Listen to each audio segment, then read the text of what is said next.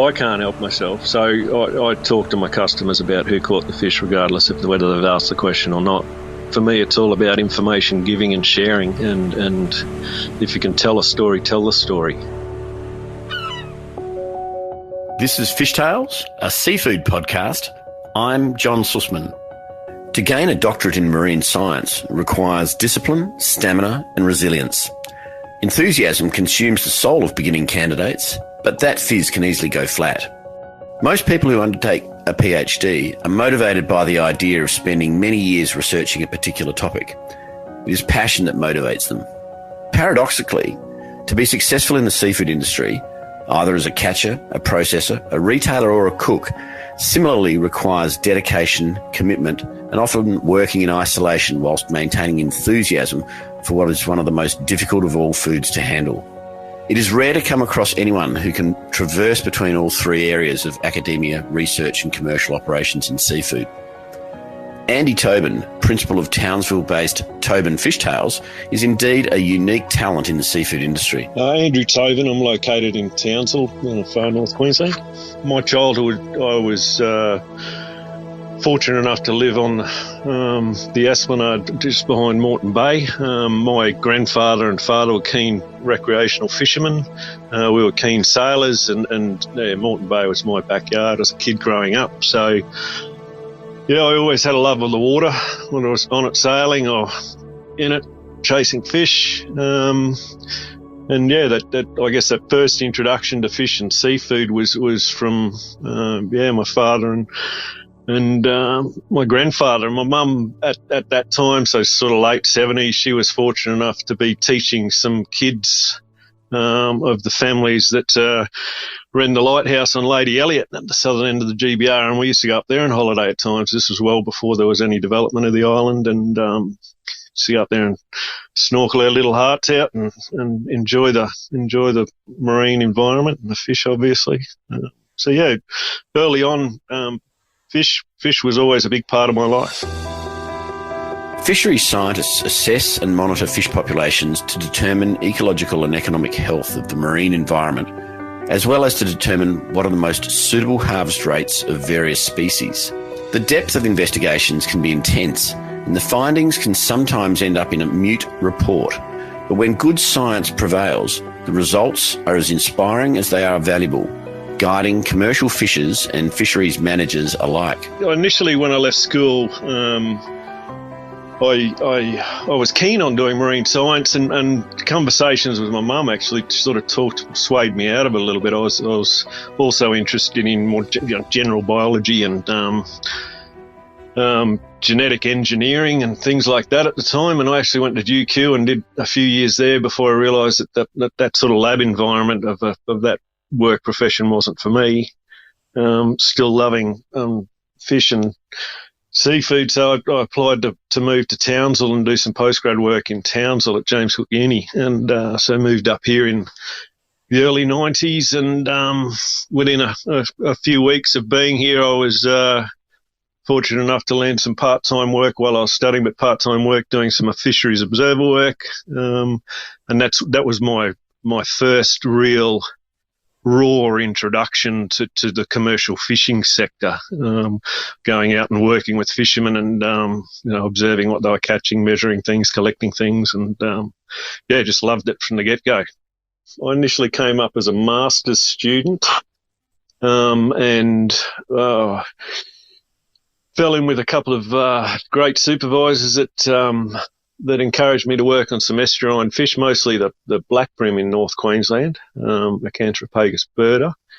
It's not a commercial species. It's not caught in big enough volumes to be a commercial species, but a very important rec species. At the time, there was very little known about it. So I ended up, my PhD project focused on the sort of fisheries management implications of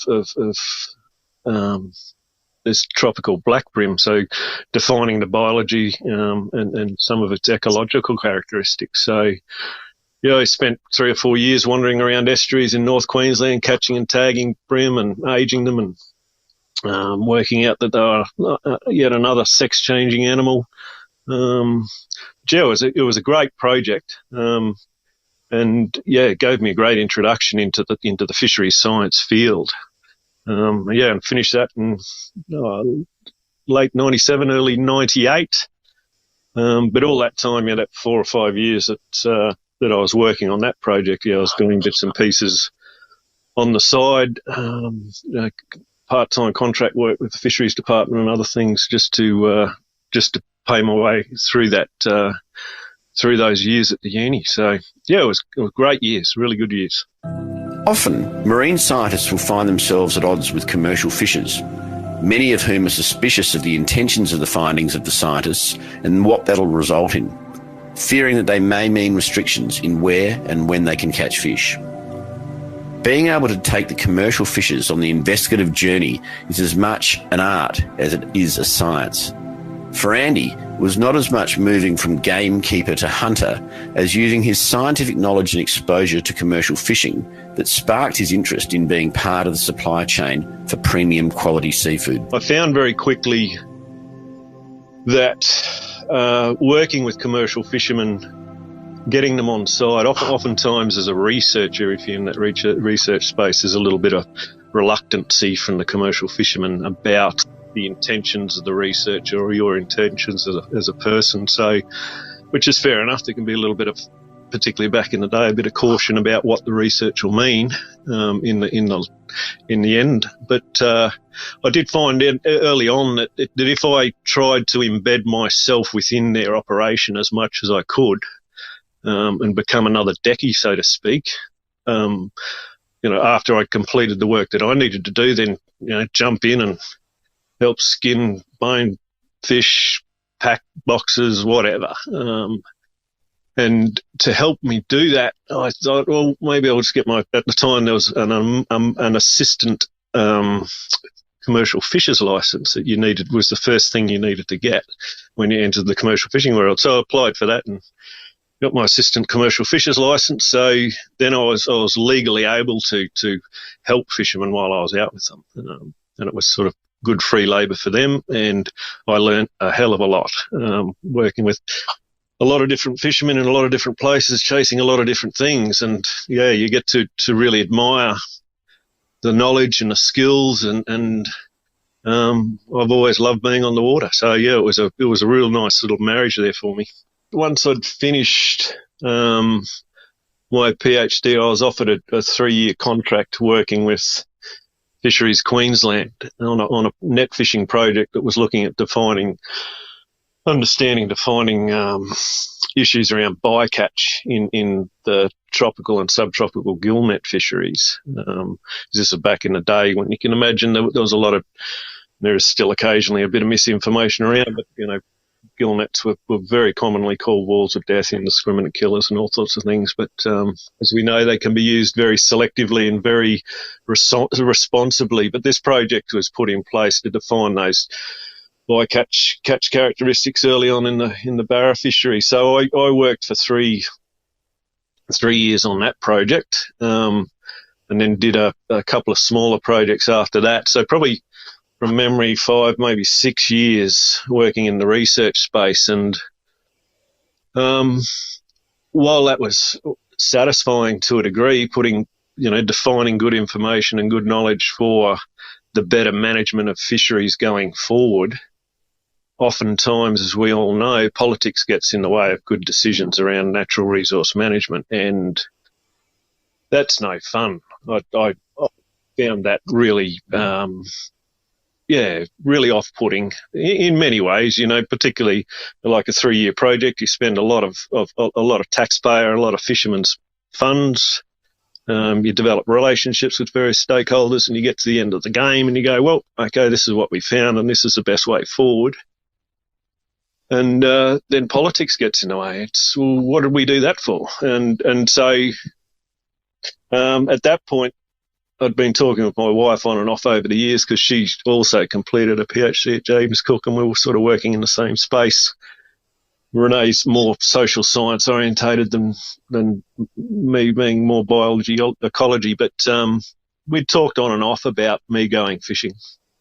And in 2002, we bought our first license, and in 2003, I was fishing full time. Yeah, it was very interesting. I'd learned a lot in the preceding years working with fishermen, so I wasn't a complete greenie. But I went into I like I like a lot of small scale commercial fishermen. I like my own time, so it was a nice way to satisfy. I almost call it selfish when I describe it to others. You're getting out there and getting away from everything. Um, but yeah, I had a lot to learn, John. I made a few mistakes, as you do, and yeah, you learn quickly. Otherwise, you sink and drown. In Queensland, commercial fisheries extend throughout tidal waters, from river estuaries to the Queensland East Coast offshore boundary near the edge of the continental shelf. They operate from the New South Wales border in the southeast of Queensland to the Gulf of Carpentaria. Commercial fishers need to be agile, responsive to seasons, conditions, and able to move between species, fishing gear, and market demands. So I adopted the classic, at least for tropical Queensland, the classic diversified operation, which meant that for the first half of the year, I was net fishing for barramundi and crabbing for mud crab. And then in the second half of the year, I'd change over to line fishing. I'd line fish for Spanish mackerel and reef fish. So that allowed me to target things at the times when they were when it was most economically viable, and also to spread that effort around a little bit. If the barra season was poor, hopefully the mud crab would be a bit better. But that works. That business structure has worked really well for a long time in North Queensland. Unfortunately, with management reform ongoing over the years, that sort of diversification in business is becoming harder and harder, which is a real shame. No, I loved it all. And I think that was part of the trick to it to a degree. And I think if I did the same thing every day, like I know and worked beside fishermen that were nothing but crabbers, so they'd crab every day or every second day, and that's all they did year in, year out. And I know there's fishermen all around the place that do that sort of thing, are very focused on what they do, and I guess there's rewards to that in a way. But I really enjoyed the challenge of being able to diversify and doing different things. That was definitely a driver for me, and still is. I'm not sure if I'd get restless doing the same thing all the time, but I certainly enjoy switching it up. The extended supply chain in the seafood industry can often result in the catches of the best and worst fishermen being mixed. It's not only the commercial rewards which are averaged, but for the proud catcher of premium fish, a loss of identity. For a fisherman, taking charge of your own distribution is fraught with complexity. Taking a catch all the way through to a ready-to-eat meal can be as daunting as it is complex. Cooking good fish and chips requires skill. People think that it's just a matter of putting a piece of fish through a batter and into a fryer, but there's so much more. To deliver a truly great eating experience requires as much discipline and dedication as a doctorate in marine sciences. Early on, I sold to one of the major wholesalers in Townsville here, and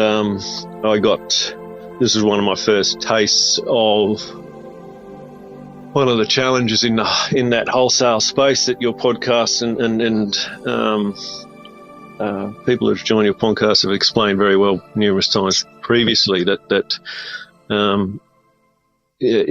doing a very good product, you need to be rewarded for it, and if you're not, then that's a problem. And I was fishing in a space where I knew my product was better than most eventually, and I wanted to be rewarded for it. So initially I just sold to the local wholesalers, shopped myself around a little bit if I wasn't happy with the prices, and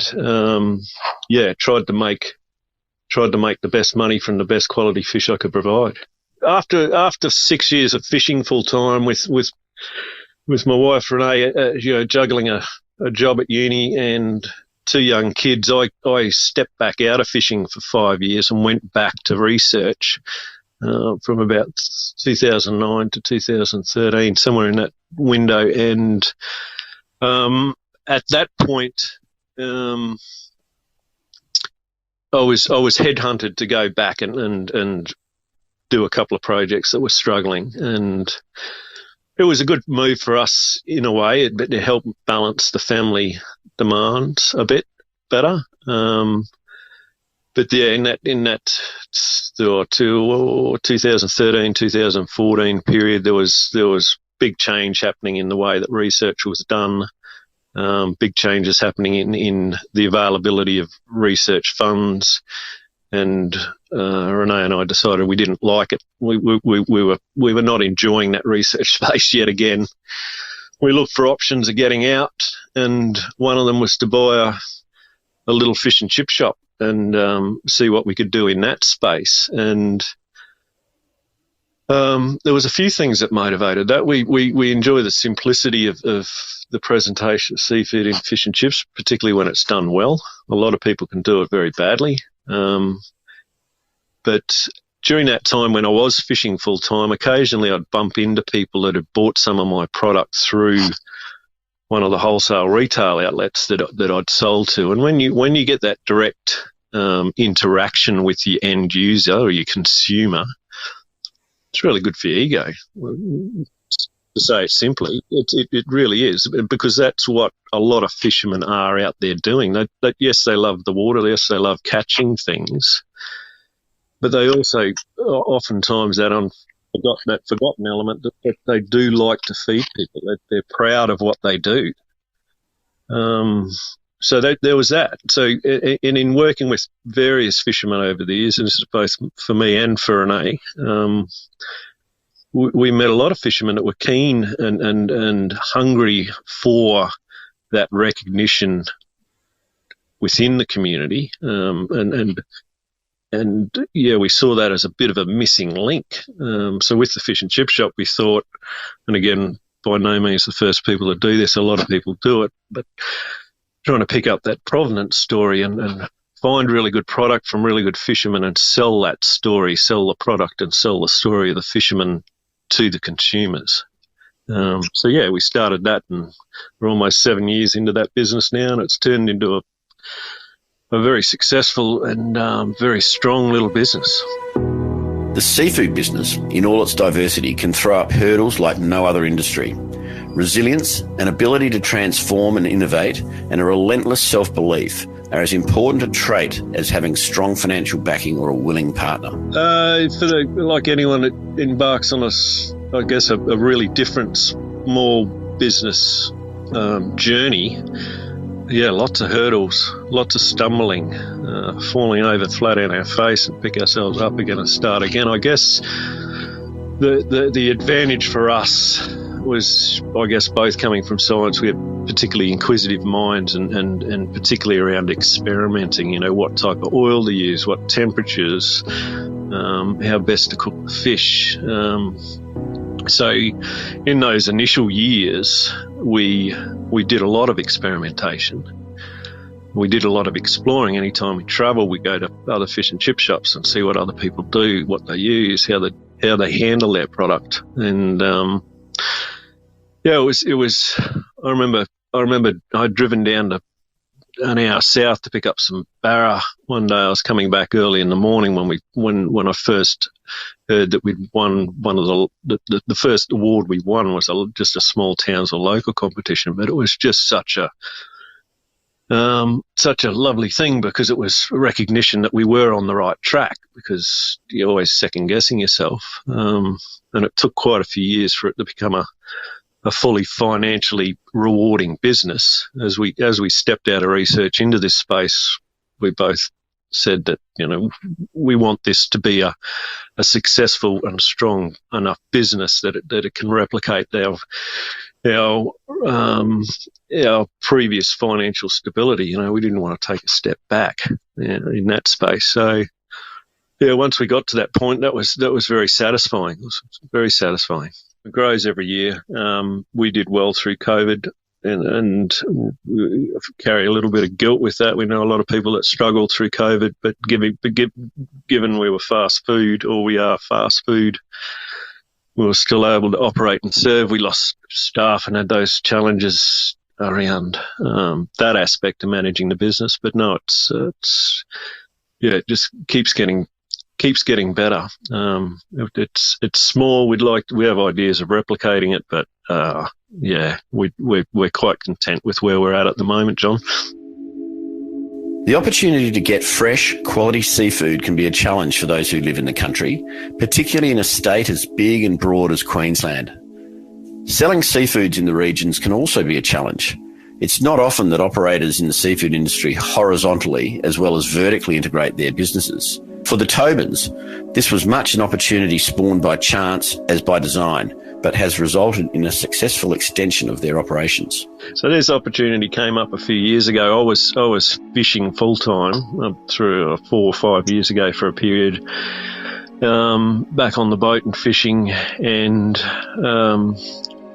while the shop was doing well, there was a period where we were really battling with staffing issues, and this Western retail truck business came up for sale. Jim and Viv Petey, some dear old friends, built it over the years. I've known them for 25 odd years now. Many years ago, when I was fishing by myself, either out the reef or up the creek, if I ever bumped into Jim and Viv, then invite me over for dinner and a few home brews. And but they set up this business. It was 13 years old when we bought it, almost 4 years ago now. And it's just a mobile retail. We do 32 towns in the central West Queensland. It takes a couple of weeks to get around the track, about 3,500 kilometres. And Jim and Viv were ready to get out. They'd done their time, set up a very successful business. And coming back to the shop challenge, we thought, maybe we sell the shop and buy the truck and just try and manage those dramas around staff a little bit better, because the truck is basically a one-man show, two-man show at best. Don't have any staff to rely on. But so we bought the truck and nobody bought the shop, and it keeps getting better. So now we're juggling all three. But the truck is it's Western Queensland as anywhere in Australia, but certainly when you get away from the coast. It's a great place to do business. Customers are always happy to see you. Yeah, everyone's all smiles. We move every day, so it's not. You've got that novelty within the business as well. So, depending on how the road's clear, I hope to head off tomorrow on the next trip, and that'll be an 18-day trip. We'll see how we go. We'd like to bring one down to Brisbane and one down to Sydney, but we're I don't know if we'll get the staff to get down there at the moment. But I'd love to see what we could do in one of those bigger city centres. And we often get customers from down south telling us that we should move down. Maybe one day, John. Maybe one day. The modern consumer is hungry to know where, when, and how their food comes from. There is a bounty of amazing stories that sit behind the supply of seafood, with some of the most fascinating and exciting yarns in the food business to be found in the seafood category. For Andy Tobin, the opportunity to tell the story of his catch is as much a part of the job as catching itself. I can't help myself, so I talk to my customers about who caught the fish, regardless of whether they've asked the question or not. So I'll name the product, name the fish, and name the location. If I don't know, I'll let them know. And, for me, it's all about information giving and sharing. And if you can tell a story, tell the story. And I think, some of the fish's products that we deal with probably don't even realise I do that. But that's part of what I think is very important about, and what Renee thinks as well, what she does through the shop. I just think it's a very important part of, providing food for people is we're going to tell you the story behind it, whether you like it or not. And I think in most cases people really appreciate that. I guess the biggest love at the moment is that we're dealing with seafood in the seafood community, but then that's pumped up even more by dealing with the end consumer. Really enjoy that. I hate things being lost in the wholesale chain. There's no fun in that. And I think going forward, I think from my only frustrations, or our only frustrations at the moment going forward, is that I think a lot of the niche fisheries, the smaller fisheries around Australia, particularly the tropical, more diversified ones, have become over-regulated, and we're going to lose access to product and access to the productivity of the systems that we've got here in Australia because of over-regulation. And I think that's a real problem. And it doesn't make me feel very good at all, particularly being in the science space and trying to get better things done. It won't mean we'll lose complete access. That's not it's not the end of the road, so to speak. But yeah, we've become a little bit too over clever with the way that we're managing things. Whilst there are many stories of despair across the seafood industry, there are also many that are inspiring. The never-ending search by the Tobins to do better and to tell the story of why what they do is good is one such story, and confirms that the Australian seafood industry remains one of the most progressive in the world.